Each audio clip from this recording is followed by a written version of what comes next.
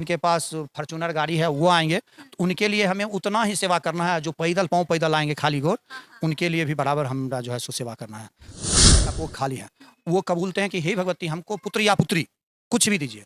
अभी का आधुनिक युग है तो बेटा और बेटी में कोई अंतर नहीं है।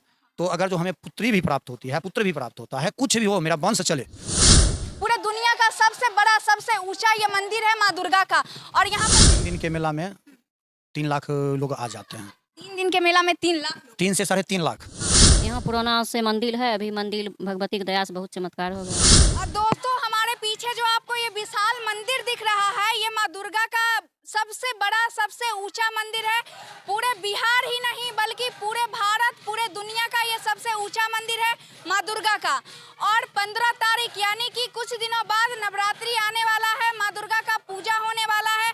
तो नवरात्रि को लेकर इस मंदिर में क्या विधि व्यवस्था रहेगी, यहाँ पर क्या कुछ होगा, सारा कुछ यहाँ के पुजारी जी से पता चलेगा, यहाँ के ग्रामीण से पता चलेगा।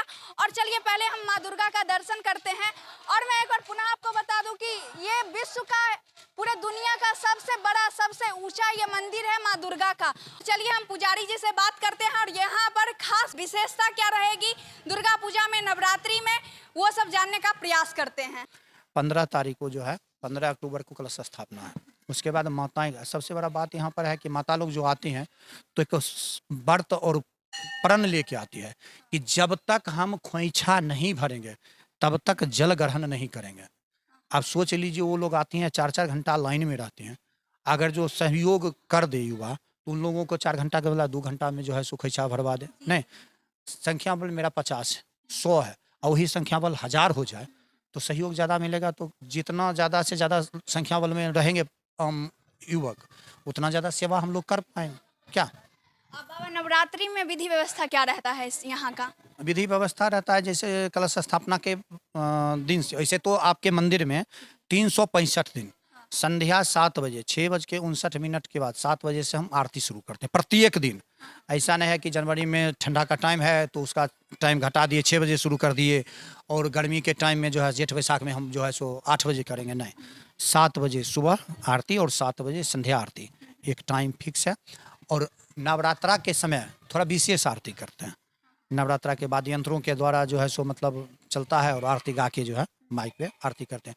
तो माँ बहनों की संख्या ज़्यादा हो जाती है तो उनके लिए हम जो है सो मतलब ज़्यादा से ज़्यादा सेवा दे पाते हैं। लाइटिंग की व्यवस्था करते हैं, उनके बैठने के लिए कुर्सी वगैरह ये सब चीज़ का व्यवस्था करते हैं। और जो भी आते हैं प्रत्येक दिन माता जी का नैवेद्य अर्पित करके उन लोगों को प्रसाद हम देते हैं। प्रत्येक दिन प्रसाद वितरण करते हैं। और यहाँ पर कुछ लोग दूर दूर से आए हुए हैं, इन लोगों से जानते हैं कि यहाँ ये कब से आ रहे हैं, कैसे आ रहे हैं और यहाँ पर इस मंदिर के बारे में ये लोग क्या जानते हैं। क्या नाम है? मेरा सुभद्रा देवी। कहाँ से आए हैं? दिनकर ग्राम सिमरियास। दिनकर से आए हैं। हाँ, क्या जानते हैं यहाँ के बारे में? यहाँ पुराना से मंदिर है, अभी मंदिर भगवती की दया से बहुत चमत्कार हो गया। चमत्कार हो गया। हाँ, जो मन्नत मांगते हैं वो पूरा हो जाता है। हाँ सभी पूरा होता है। सभी मन्नत पूरा होता है। तो अपने घर से अभी चलकर यहाँ आए हैं आप हाँ, मैया का दर्शन करने। माता का दर्शन करने। आप कहाँ से आए हैं? मेरा भी घर यहीं पर। दोनों साथ में आए हैं। जी क्या जानते हैं, कुछ जानते हैं यहाँ के बारे में? जानते थे पहले तो ये था मतलब झोपड़ी जैसा था, थोड़ा जोर से बोलिए। झोपड़ी जैसा था। हाँ। लेकिन इनका माता कितना दया हुआ जो इतना बड़ा मंदिर। इतना बड़ा बन गया। पहली बार आए हैं या अनेक बार आ चुके हैं? अनेक, मेरा घर ही यहीं पर है। अच्छा, घर ही यहीं पर है। हम्म, देखिए खास विशेषता है क्योंकि ये पूरे विश्व में पूरे दुनिया में सबसे ऊंचा मंदिर है माँ दुर्गा का, यही खास बात है। लेकिन अफसोस का एक बात है कि बिहार सरकार का नजर अभी तक इस मंदिर पर नहीं पड़ा भी तो इसको पर्यटक स्थल के रूप में अभी तक नहीं माना जाता है, ना देखा जाता है। ये बहुत अफसोस की बात है।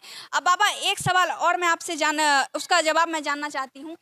अब बाबा नवरात्रि में यहाँ पर कितने भक्त आते हैं, उसका कोई अनुमान? देखिए अनुमान मतलब जो हम नैवेद्य का प्रसाद वितरण करते हैं तो पैकेट बनाते हैं। तो पैकेट के द्वारा जो है सो हम देते हैं। तो ये 3 दिन के मेला में 3 लाख लोग आ जाते हैं। 3 दिन के मेला में 3 लाख लोग? 3 से 3.5 लाख हाँ। हाँ आते हैं।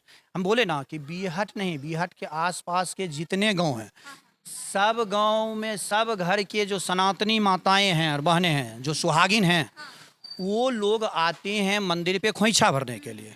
ध्यान दीजिए हमारी बातों को। और जो कुमारी भगवती हैं वो लोग आती हैं संध्या आरती में मतलब दर्शन भगवती को करवाने के लिए। तो अब जोड़ लीजिए मेरे गांव का पूरे बेगूसराय का जो है सो जनसंख्या सनातनियों का है 25 लाख बेगूसराय जिले का।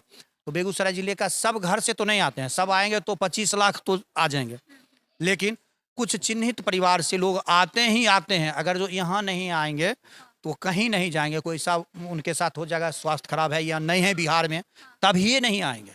नहीं तो बारिश पड़ते रहेगा फिर भी वो आएंगे, या गाड़ी साधन नहीं है तो पैदल आएंगे, लेकिन उनको आना है। ये संकल्पित हैं सब के सब। भगवती से जो मांगते हैं मनोकामनाएं जिनका पूर्ण होता है। आप सोच लीजिए जो माताएं का कोख खाली है वो कबूलते हैं कि हे भगवती हमको पुत्र या पुत्री कुछ भी दीजिए। अभी का आधुनिक युग है तो बेटा और बेटी में कोई अंतर नहीं है। तो अगर जो हमें पुत्री भी प्राप्त होती है, पुत्र भी प्राप्त होता है, कुछ भी हो, मेरा वंश चले, तो हम आपके मंदिर में आके उसका मुंडन संस्कार करवाएंगे। तो नवमी के दिन 100 परिवार आएंगे, उनके कौर कुटुंब नाते रिश्तेदार जो हैं सबको लेके वो आते हैं। नवमी के दिन मुंडन करवाते हैं और सबका जो है सो मतलब आशीर्वाद भगवती से लेते हैं।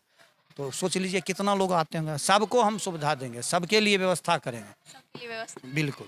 एक एक व्यक्ति मेरे लिए सब, वो जो आएंगे जिनके पास फॉर्चूनर गाड़ी है वो आएंगे तो उनके लिए हमें उतना ही सेवा करना है। जो पाँव पैदल आएंगे खाली गोर, उनके लिए भी बराबर हमरा जो है सो सेवा करना है। तो वो संख्या वाले में आते हैं 3.5 लाख लोग आते हैं। 3 लाख हाँ, अनुमान 3 दिन में। 3 दिन में। सब लोग जो है सो जगरना के बाद सप्तमी के बाद आते हैं, माता जी का पाठ खुलता है, सब लोग दर्शन करने आते हैं, दर्शन करके अपना जाते हैं, आशीर्वाद लेके भगवती के जाते हैं।